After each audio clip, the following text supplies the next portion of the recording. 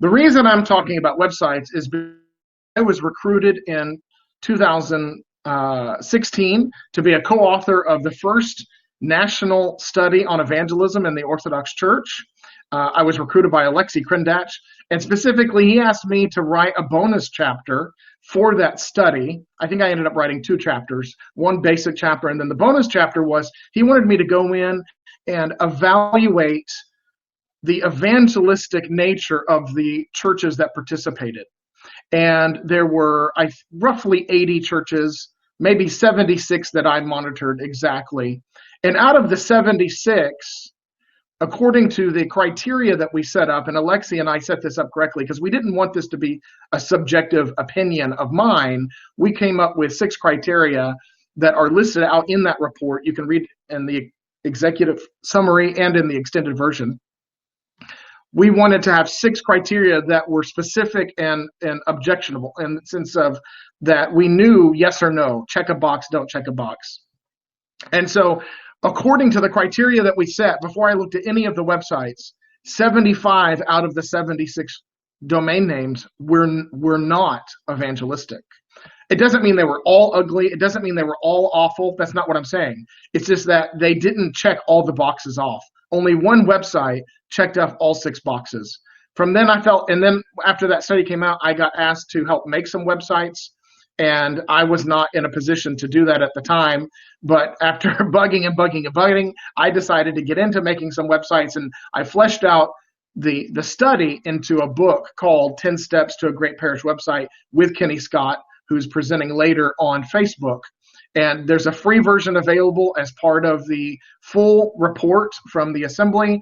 And then there's also there's an expanded version with extra information that you can get from Kindle for, I think it's maybe $5. I can't remember the exact price. And we're also giving a copy away at the end of each presentation as one of the options for giveaways. All of this research led me to realize a few things. And the first thing I want to mention is that when you have potential visitors, they're going to check out your website, and it's going to influence whether they visit your church or another church in the area. And they may not even be necessarily only looking at Orthodox churches. They might be looking at Catholic churches, pretty much anything liturgical. They might be looking at high Anglican churches, Episcopal churches. And so you don't know where you sit. Maybe you have some groups in your area that look Orthodox or claiming to be Orthodox, and they don't actually have any apostolic succession. And so what you don't know is, are they going to be dedicated to your website, or are they going to be jumping around and looking at all the different websites? And so your website is going to influence whether or not they're interested in visiting you. The second thing I want to talk about is that your website should be preparing for potential visitors. Most of the people that are looking for your website probably know that they want to visit. But what they don't know is, who's the priest? What's it like? Where do I park? How do I get to the temple? There's so many questions they don't know the answer to, and it's very intimidating the first time they show up. A lot of visitors are likely to show up before the greeters are there. If you've got liturgy at 10 o'clock, you probably have people showing up at 9:30 and 9:45, and if you don't have greeters at the door, it's very awkward for those visitors. And so the website can prepare your potential visitors. Are you interested in visiting? Here's some things you should know first. That would be an example of something you can have on your website that once you put it up there, it doesn't cost you anything. So this is why you want this website to be fleshed out and really user-friendly for the visitor. That leads me into my third point in the introduction, is that your website is for potential visitors. It's mostly not for your parishioners. And I think sometimes we have that backwards. It can be used as a gathering place and a communication tool for your parishioners, for your congregation, but that's not the primary purpose. The primary purpose of your website is to communicate to potential visitors and to prepare them for a potential visit. I say potential because we never know if they're going to visit or not. We don't know when they're going to visit.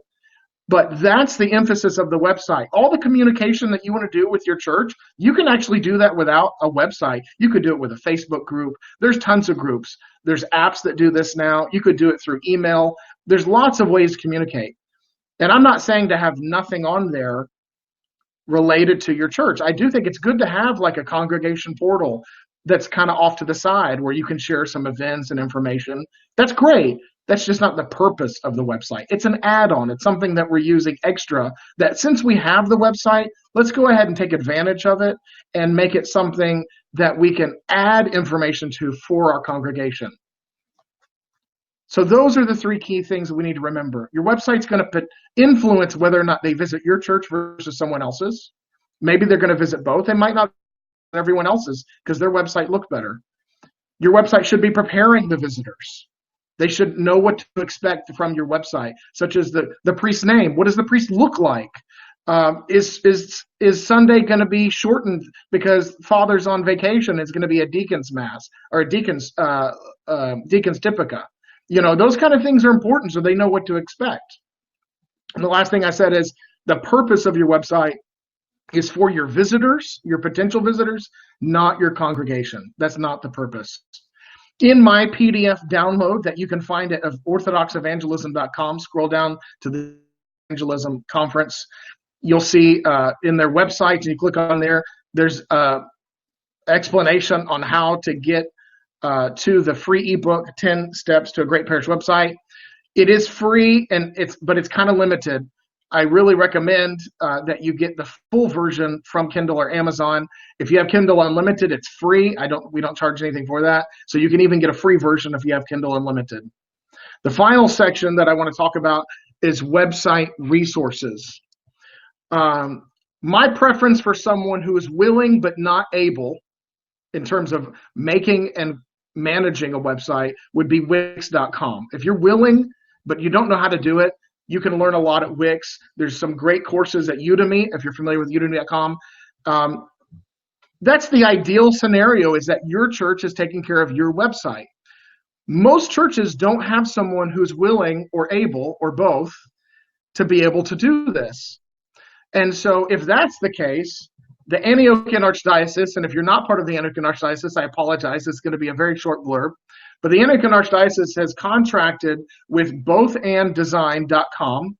This is in the PDF download, and we have a special discounted rate for Antiochian churches. And when I say discounted, I mean heavily. This is like Black Friday for Antiochian parish websites. I mean, it's that good of a deal. But there's you have to get in line for, because the discount is so heavy that they're not going to be able to be put them out that quickly. But you're going to look at this, you're going to want it, and you're going to contact me.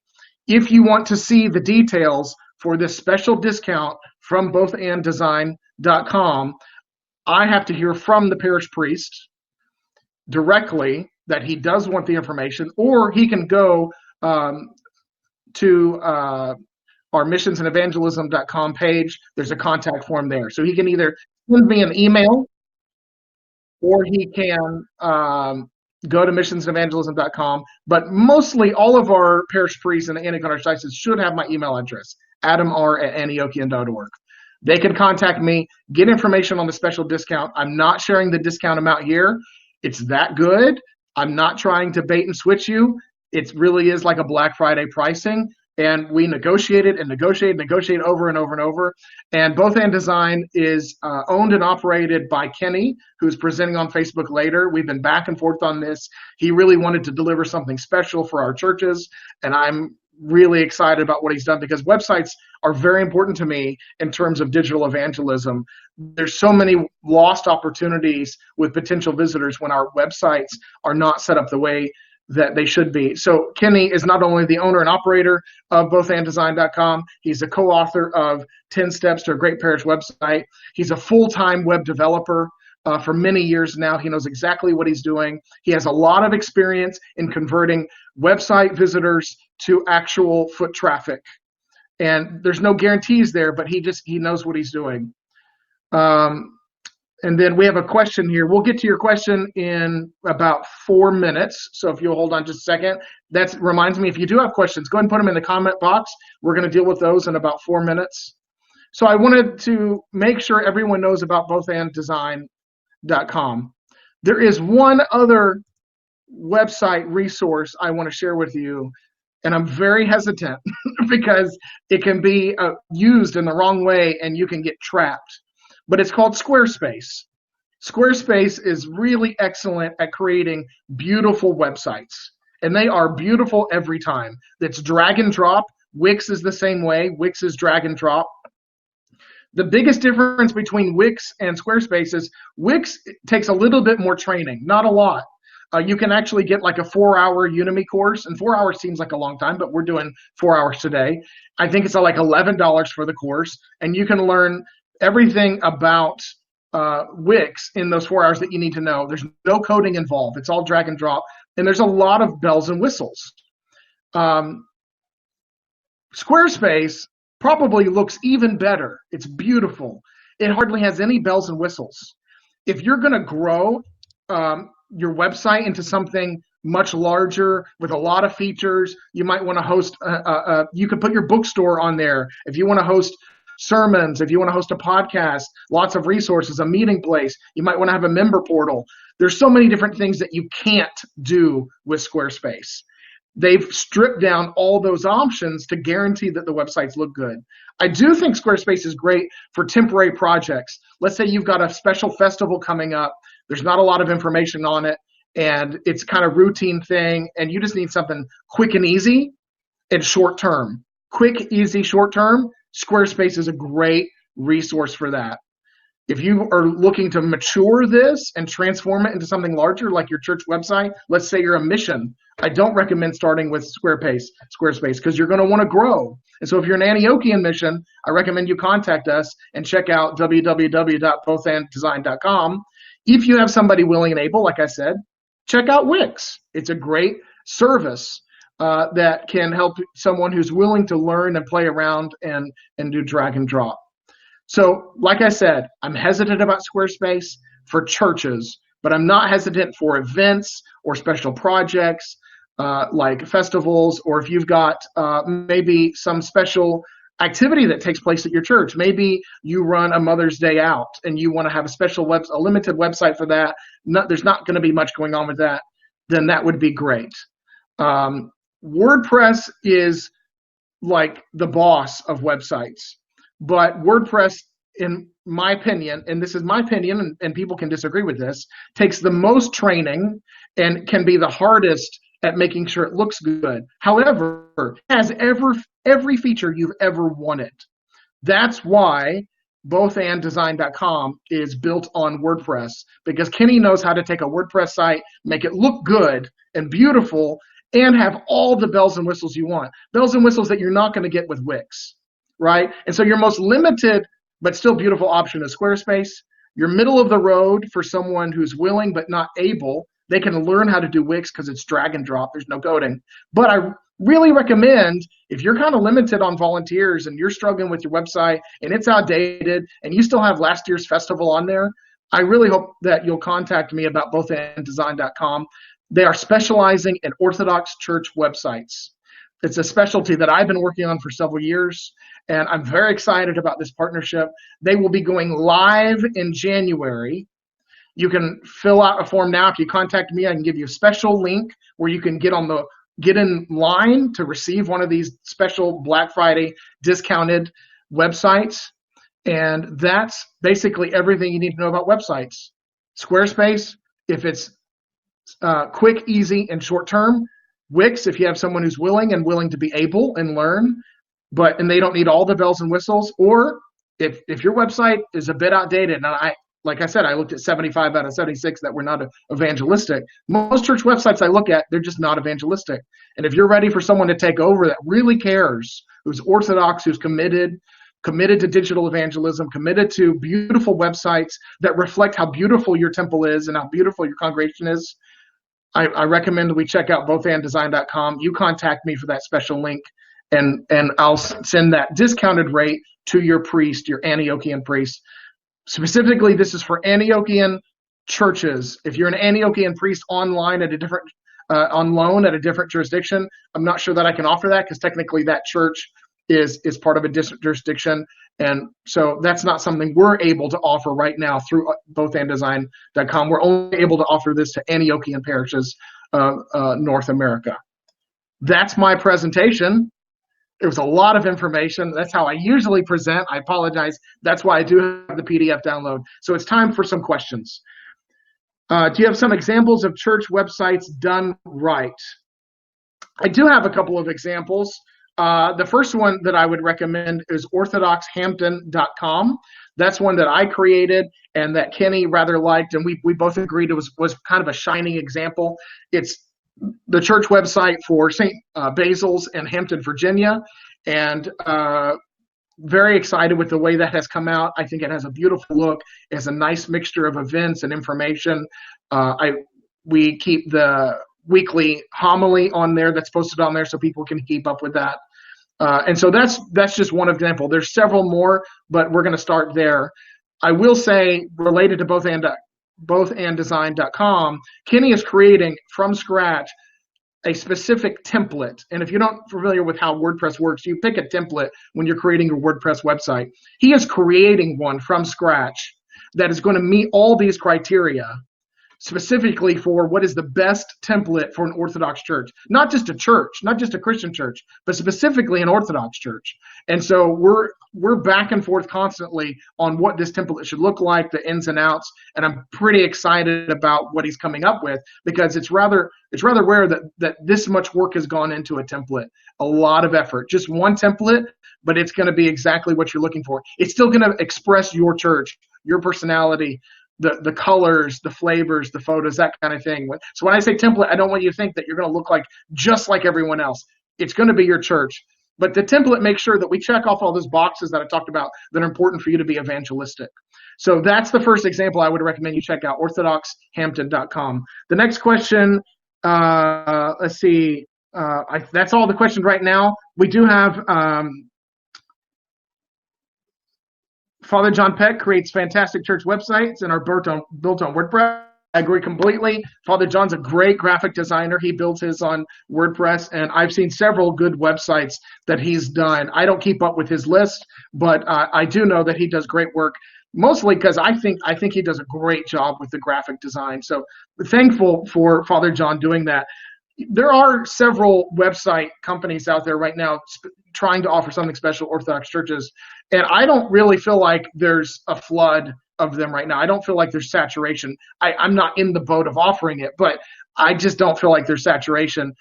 We could reach that point of saturation, right? But I'm pretty excited that I think we have 2,000 churches, in North America. We have a larger number of English-speaking churches around the world, and so I just don't think we've hit the point of saturation. If we have, I'm not aware of it, but I'm thankful for all of the people that invest themselves and care about digital evangelism in the form of websites.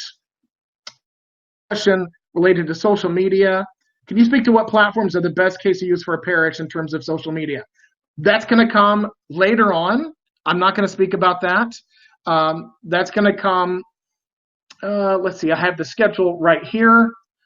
So at 2:30 p.m. Eastern, Father Andrew Jarmus is going to be presenting on a starter kit, a social media starter kit, and also talk about Instagram. Immediately after that, Kenny Scott's going to talk about Facebook. So right before that, I'd pay attention to that 2:30 session in the beginning when he does the social media starter kit. He's going to tell you which platforms he recommends to get started. And so that's going to specifically answer your question. So stay tuned for that 2:30 session.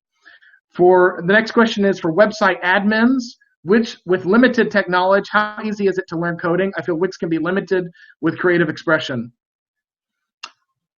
It's kind of difficult to answer. I think Wix, first of all, you don't have to do any coding in Wix. It does allow it if you want to code, you can. They have a coding portal.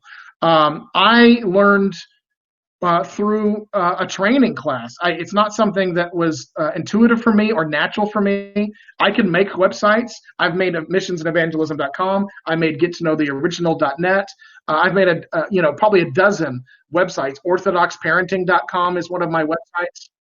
And so the key there is that I spent time getting to know how Wix works, all the bells and whistles, little things that make a difference, how to make a picture pop, making sure my font sizes and different things match and I'm not having too many fonts, too many colors.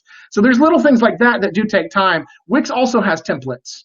So you can start with a template and play around with it and they look good. In terms of coding, if someone's willing to learn coding, they should probably go into business doing websites. That's what Kenny does, and so he'll be coding these WordPress templates.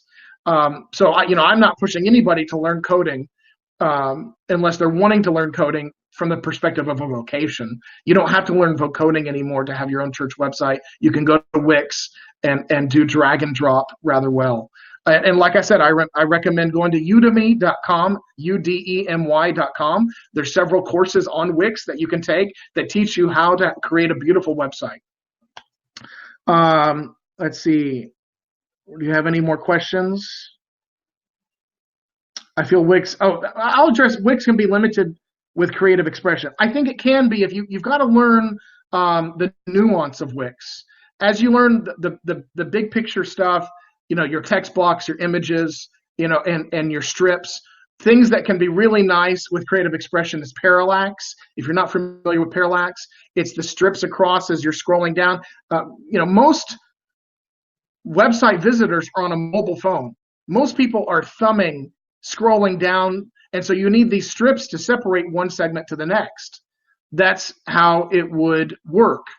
And so those strips is parallax, and you can actually flip through and see really cool pictures that stay still as you come past it.